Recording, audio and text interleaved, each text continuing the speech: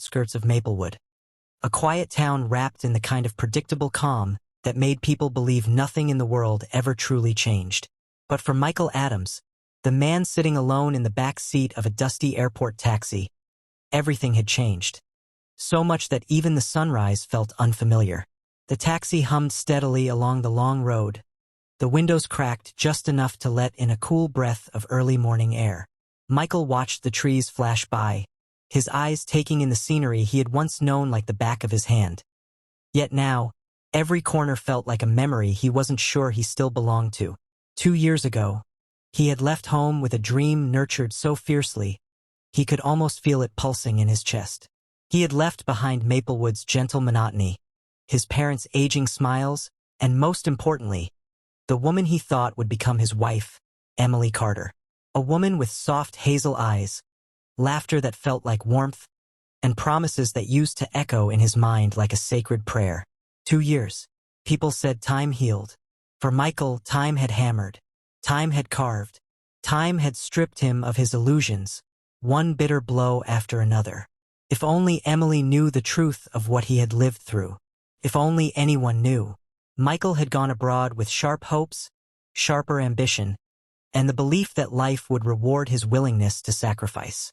He had secured a work-study visa in Glasgow, Scotland, a place he imagined would hold endless opportunities. But in the first 6 months, the tide had turned against him. The company that granted him employment, a small engineering firm, had collapsed abruptly due to bankruptcy. His work visa, tied to that employer, suddenly placed him in legal uncertainty. He scrambled to find another job before the government issued a deportation notice. Then came the accident. A snowy night, an icy road, a van that skidded when it shouldn't have. Michael survived, but his leg was fractured badly enough that he couldn't walk for weeks. Bills piled up. Savings dissolved. His student visa was suspended. He nearly lost everything, including hope. He worked menial jobs for survival. Dishwashing at a restaurant, cleaning floors at a warehouse, lifting heavy boxes despite the constant throb in his injured leg. He shared cramped hostel rooms with strangers, often going to bed hungry. And yet, he never told Emily. Not because he didn't trust her, but because he believed, he needed to believe, that someday he would rise from the struggle and come back home with something to prove his sacrifice had meaning. He wanted to surprise her, to make her proud, to show her that everything he endured was worth it. But the truth was harsh. After 2 years, the only thing he returned with was a single suitcase filled with worn clothes, unpaid medical bills he was still fighting over, and a heart that felt heavier than the world. He had nothing, except the hope that Emily's love might still see him. The taxi pulled up at the small bus stop near Maplewood's Central Market, the place Michael had insisted on being dropped off. He didn't want to arrive in a flashy car. He didn't want anyone to think he had returned triumphant. He wanted to come quietly, humbly. He wanted to see who truly loved him, not the idea of him. The taxi driver, an older man with a thick beard and curious eyes, helped Michael unload his suitcase. "You're coming back home, son?" he asked. Michael nodded. Yes. After a long time, the driver smiled sympathetically, as if he sensed the weight behind the words. "Welcome back. Sometimes leaving teaches us more than arriving." Michael forced a small smile as the taxi drove away. He stood there for a moment, letting the familiar sounds wash over him. Market women calling out prices, motorcycles weaving through narrow paths, and the chatter of morning shoppers. Felt surreal, as if he were a stranger in his own hometown. His heart thudded as he dialed Emily's number. When the call connected, her voice was sharp, breathless, almost scolding. "Michael? Is it really you? Where are you?" "I'm at Maplewood Market," he replied softly. I just arrived." "What? You didn't even tell me you were coming today." "Michael, seriously?" She paused, exhaled, then said, "Stay right there. I'm coming." Michael's pulse danced. Despite everything, Emily was coming to see him. He breathed in deeply, wishing he had flowers, or at least something warm to give her. But all he had was his tired smile and the hope she still recognized the man beneath the exhaustion. 15 minutes later, A silver car pulled up beside him. Emily stepped out, her hair longer than he remembered, her figure more mature, her fashion more refined. She looked different, stronger, more polished, more put together. Michael swallowed, emotion swelling painfully in his chest. Emily. She stared at him, her eyes wide, her lips parted slightly. But her expression wasn't the joyful rush he had imagined. It wasn't the emotional reunion of two souls who had missed each other. Instead, she looked shocked, almost disappointed. Michael, you look. She hesitated. You look tired. He chuckled under his breath. Yeah, it's been rough. Her eyes drifted to his small, worn-out suitcase. That's all you came back with? Michael nodded slowly. Yes. She frowned. No gift? No new phone? Not even a laptop? Michael, what were you doing for 2 years? The question was soft, but it pierced like a blade. Michael opened his mouth to explain, but pain lodged in his throat. The truth sounded embarrassing, shameful, pathetic. I didn't earn as much as I hoped. Things didn't go the way I expected. Emily stared at him for several seconds. So, you came back with nothing? The words echoed loudly in Michael's chest. Nothing. He whispered, yes. Emily sighed heavily, folding her arms across her chest. Michael, do you have any idea how much I waited? How many people asked me why my fiancé disappeared for 2 years? How many women told me you were probably living a better life abroad and forgetting me? I never forgot you, Michael whispered. Then why didn't you send money? She demanded. Michael, I was the one paying rent, covering bills, managing everything. I thought you would come back and we would start building our future. But, her voice trembled with frustration. You came back like this? Michael lowered his gaze. I'm sorry, he whispered. I really tried. Emily stepped away from him slightly. Try? Try? Michael, 2 years is not 2 weeks. People go abroad and transform their lives. You came back worse than you left. She gestured at his dull sneakers, his faded jeans, his worn-out backpack. Emily, he said softly, I didn't want to burden you with my struggles. I thought I would fix everything before coming. But you didn't, she snapped. The market noise faded around them. People slowed down to stare. Michael felt his face burn with humiliation. Let's talk privately, he whispered, glancing around. Emily shook her head. There's no need. Michael, I can't marry a man who has no direction. You're supposed to be the man. You're supposed to provide, not return empty-handed. Her voice cracked, emotion mixed with anger. You should have stayed abroad until you made something of yourself. Michael blinked slowly, the words cutting deeper than any injury he had suffered overseas. I wanted to come home, he whispered. To what? She asked coldly. To show me this? A woman selling vegetables nearby stared openly, pointing discreetly at Michael's old suitcase. A pair of young men chuckled, whispering among themselves. The humiliation built like fire in Michael's veins. Emily, he said gently, can we please go somewhere else and talk? No, she said firmly. Michael, I can't do this anymore. I can't pretend that love is enough. I've worked too hard to tie myself to a man who isn't ready. So, you're leaving? He asked quietly. She hesitated, but not long enough. Yes. Michael felt something inside him crumble. Quietly, painfully, without any hope of repair. Emily glanced at the suitcase again. I hope you figure things out. She turned, walked to her car, and opened the door. Michael's voice broke as he whispered, Emily, please don't do this. She froze for a moment, but she didn't look back. Then she got into the car and drove away, leaving him standing alone, in the middle of the market, with nothing, the laughter of strangers, the heat of the rising sun, the ache in his leg from standing too long, the sting of rejection louder than any noise around him. Michael bent down and picked up his suitcase, his hands shaking slightly. He felt the shame wash over him, thick and suffocating.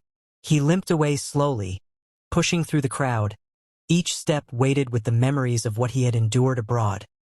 every sacrifice suddenly rendered meaningless. He walked aimlessly until he reached the small park where he and Emily used to sit on long evenings sharing dreams of the future. He sat on a wooden bench, dropping his suitcase beside him. He buried his face in his hands. And for the first time in 2 years, Michael cried. Not because of the pain of his journey, not because of the struggles he endured abroad, but because the woman he did everything for, the woman he endured sleepless nights and bone-deep loneliness for, had given up on him so quickly. His heart felt cracked open. Was he truly worth nothing? Had he wasted 2 years of his life? Was love really this fragile? He didn't know. But he knew one thing. He would stand again. He would rise again. He would rebuild, no matter how slowly. Not to prove anything to Emily, but to prove to himself that his story wasn't ending here. As Michael wiped his eyes, a familiar voice called out his name. Michael? Michael Adams? Is that you? He lifted his head slowly. Standing before him was Sophia Turner, a childhood friend he hadn't seen in years. She held a notebook against her chest, her brown eyes wide with surprise and concern. Michael? She whispered again, stepping closer. Is everything okay? Why are you crying? Something in her voice, soft, warm, sincere, hit him harder than Emily's rejection. And for the first time that morning, Michael didn't feel entirely alone. The gentle rustling of leaves swept across the park as Michael stared at the woman who had spoken his name. Sophia Turner, his childhood friend, his seat partner in high school, the girl who used to lend him her notes when he overslept, the one who had cried when he won a scholarship out of state because she thought she'd lose him forever. She had grown. Her curly auburn hair fell down her shoulders softly, brushing the edges of her cream blouse. She wore no heavy makeup, no exaggerated jewelry. Yet there was an effortless elegance in the way she stood, one hand holding a leather-bound notebook close to her chest. What struck him the most, though, wasn't her appearance. It was the worry in her eyes. Genuine, real, undisguised. Something Emily hadn't shown, not even for a second. Sophia stepped closer, her brows furrowing. Michael, what happened? Why do you look like you've been fighting ghosts? Michael swallowed hard, forcing a shaky smile. It's nothing. I'm fine. She frowned. You're terrible at lying. Always have been. Michael felt his chest tighten. He hadn't heard that tone. A tone of someone who truly cared, in such a long time. 2 years abroad had stripped him of warmth, of comfort, of tenderness. Now, suddenly having someone look at him like he mattered almost hurt. Sophia sat beside him on the bench, turning her entire body to face him. Tell me. Michael exhaled shakily. I just came back from Scotland this morning. Her eyes widened. You're back for good? Ah, yes. And Emily?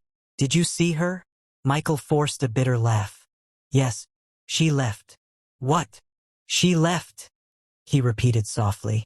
She saw my suitcase, saw that I didn't come back with anything, and she walked away. Sophia's expression hardened. She left you? Just like that? He nodded slowly, his throat tightening again. Sophia whispered, almost to herself, I always knew she didn't deserve you. Michael blinked. Sophia, don't say that. No, she insisted gently. I mean it. Anyone who leaves someone at their lowest never truly loved them. She reached out slowly and placed her hand over his. I'm sorry, Michael. You didn't deserve that. Her warmth seeped into him, calming the storm inside his chest. For the first time all morning, he felt seen. After several quiet minutes, Sophia asked softly, Do you have somewhere to stay? Michael hesitated. I was planning to go to my parents' house. Sophia frowned. They moved, remember? To your uncle's place in the countryside after your dad's surgery. Michael's chest tightened. He had forgotten. He had been so overwhelmed the last few days that memories blurred into one heavy mass. Sophia leaned forward. Come with me. You can stay in one of the guest rooms at my place. Michael's eyes widened. No, I can't impose. You're not imposing, she cut in. You need rest. You need someone. Let me be that someone, Michael. The sincerity in her voice disarmed him. Completely. After a long pause, he nodded softly. Thank you, Sophia. She smiled gently. Always. Sophia lived in a cozy two-story house painted a soft, pale cream, with flowers lining the walkway and wind chimes hanging by the porch that sang whenever a breeze passed through. Michael paused at the entrance, feeling strangely emotional. It had been years since he'd stood in a place that felt like home. Sophia unlocked the door and stepped inside. Come in. Warm light spilled over the wooden floors and beige furniture. The living room smelled faintly of cinnamon and vanilla. Family photos hung on the walls. Sophia with her parents, Sophia at graduation, Sophia holding a camera in various landscapes across different cities. You travel? Michael asked, noticing a picture of her in Morocco, smiling bright against a golden desert backdrop. Sophia grinned. Yeah, photography gigs. That's amazing. She shrugged modestly. It pays the bills. And keeps me sane. Michael's chest warmed with admiration. He always knew she was talented. Back in school, she carried a camera everywhere, capturing moments others missed. Sophia pointed upstairs. Your room is the second door on the left. Shower is attached. Go rest. You look exhausted. He didn't argue. The guest room was clean, simple, and peaceful. White curtains, a soft bed, a small desk. When he sat on the mattress, the weight of the last 2 years pressed down on him all at once. He lay back. The silence felt like relief. Within minutes, he fell into the deepest sleep he had experienced in 2 years. Michael slept almost 12 hours. When he woke up, the sun had dipped low, filling the room with an orange glow. He sat up slowly, stretching, wincing as his old leg injury throbbed faintly. He stepped outside to find Sophia in the kitchen, cooking. She turned with a smile. Look who woke up. Michael breathed in the comforting smell. Is that chicken soup? She nodded proudly. My award-winning chicken soup. He chuckled. I didn't know you could cook like this. Well, I didn't either until I almost poisoned my cousin 3 years ago. It motivated me to improve. Michael laughed. A genuine laugh. And it surprised him how foreign the sound felt. How long had it been since he laughed freely? Over dinner, Sophia listened, truly listened, as he told her fragments of his life abroad. Not everything. Not yet. Some wounds were still too raw. But he told her about the struggle to find work, the long nights cleaning restaurants, the cold winters where heat was a luxury he couldn't afford, the accident he still had nightmares about. Sophia's eyes never left him. And not once did she judge. Not once did she interrupt to ask what he was earning, what gifts he brought home, or whether he had made money.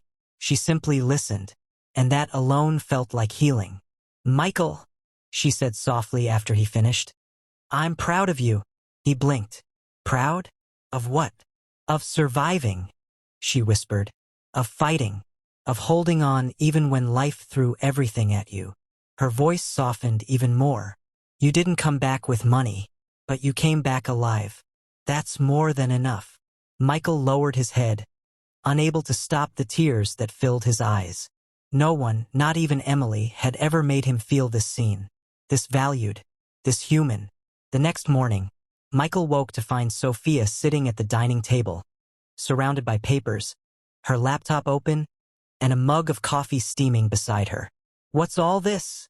He asked, rubbing his eyes. She smiled proudly. This, Michael Adams, is Operation Rebuild Michael's life. He stared. What? She turned the laptop toward him. I research job opportunities related to engineering, technical maintenance, graphic design, and even warehouse management. You have experience in all these areas. Don't deny it. Michael blinked. Sophia, why are you doing all this? She shrugged as if the answer were obvious. Because you helped me back in school. You helped everyone. You were always the first person to help someone study, to fix someone's broken chair, to explain calculations.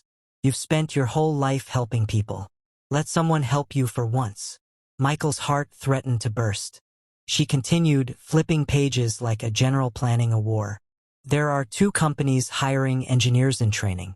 You may need to take a few certification tests, but I'll help you study. Also, your injury, is it completely healed? Can you still stand for long hours? I can, Michael replied softly. It only hurts sometimes.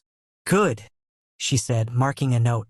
Because technical jobs sometimes require long hours. But we'll find something that fits you. Michael sat down slowly, overwhelmed. No one had ever fought for him like this. Sophia sensed his emotion and softened her voice. Michael, you're not alone, okay? He nodded. Thank you, he whispered. The next few weeks changed everything. Every morning, Sophia made him breakfast. Every afternoon, she helped him apply to jobs. Every evening, she quizzed him on engineering test questions while he sat across from her in the living room. Sometimes they took walks around the neighborhood. Sometimes they talked about the past. Sometimes they sat in silence, comfortable, unforced silence. Michael found himself living again, not just existing. And Sophia was at the heart of it. She encouraged him. She challenged him. She believed in him on days he didn't believe in himself. When he finally received an interview invitation from Brightwave engineering firm, Michael nearly broke down. Sophia hugged him. I told you, you're not done. Not even close. The interview wasn't easy. Long technical questions, practical assessments, panels of stern professionals, but Michael gave it everything he had. He left the building unsure whether he had done enough. 3 days later, an email arrived. Sophia was in the kitchen when she heard him gasp. Michael? She rushed to him. What? He turned to her slowly, lips trembling. I got the job. For a moment, Sophia froze. Then she flung her arms around him. Yes, yes. I knew it. I knew it. She laughed, her eyes shining. I'm so proud of you. Michael closed his eyes, breathing in her cinnamon scent. For a moment, he wondered how he had lived without this warmth for so long. When Michael returned from signing his employment contract, he saw something he didn't expect. Emily, standing in front of Sophia's house. Nervous, beautiful, dressed in a fitted blouse and pencil skirt, hair neatly curled, makeup perfect, exactly as she always presented herself. Her eyes widened when she saw him. Michael! He froze.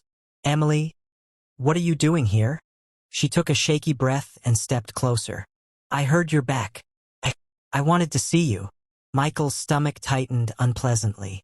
He had imagined seeing her again many times, but never like this. Emily's eyes scanned him from head to toe, noticing his clean shirt, his freshly shaved beard, his more confident posture.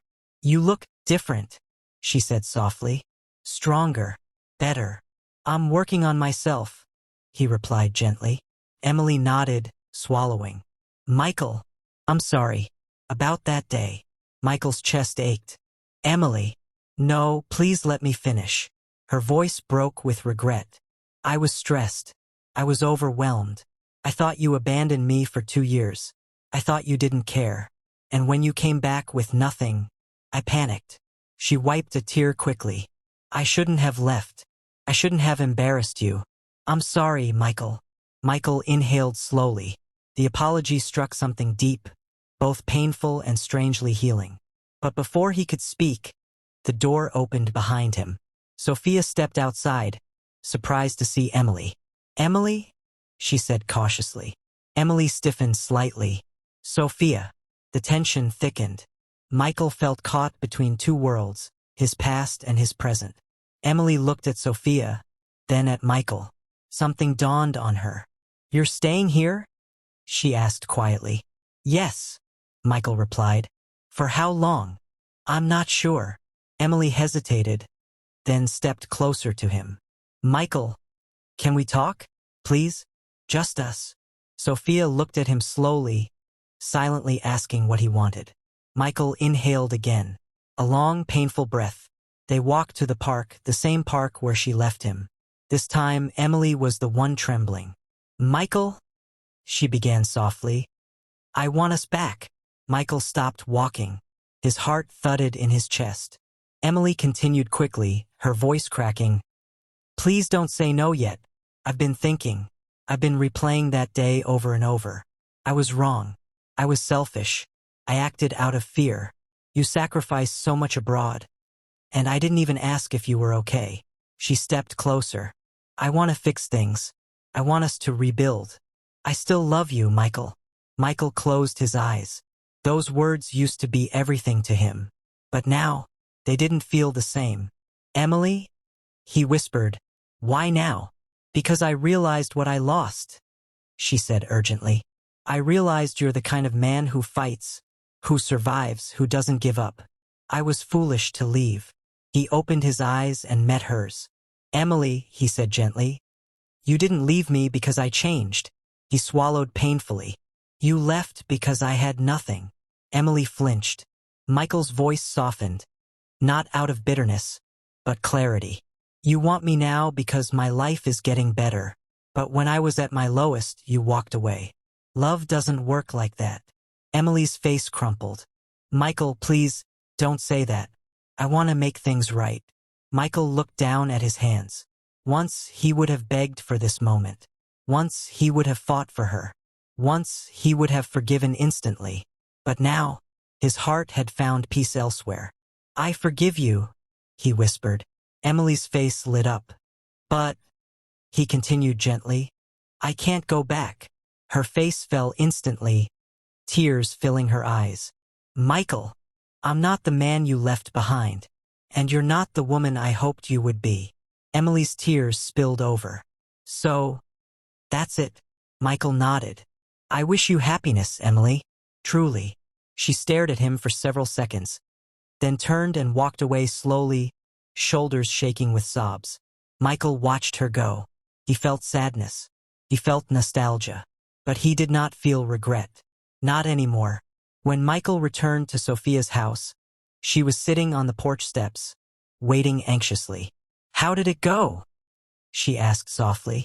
Michael sat beside her, exhaling deeply. I forgave her, he said quietly. And, Sophia whispered, and I let her go. Sophia's face relaxed with relief she tried to hide. But Michael saw it anyway. He smiled faintly. She wanted us back. Sophia stiffened. Oh, but I said no, he added gently. Sophia turned to him slowly, eyes searching his expression. Michael, are you okay? He nodded. I'm better than okay. They sat in silence for a moment, the soft evening breeze brushing their skin. Finally, Sophia asked, almost timidly, so, what happens now? Michael looked at her, really looked at her. Seeing the woman who had held him up when he was falling, who had believed in him when he didn't believe in himself. What happens now, he said softly, is that I rebuild, I grow, I become. Sophia smiled warmly. And I'll be right here. Michael reached out slowly and took her hand. You already are. Weeks passed. Michael excelled at his new job.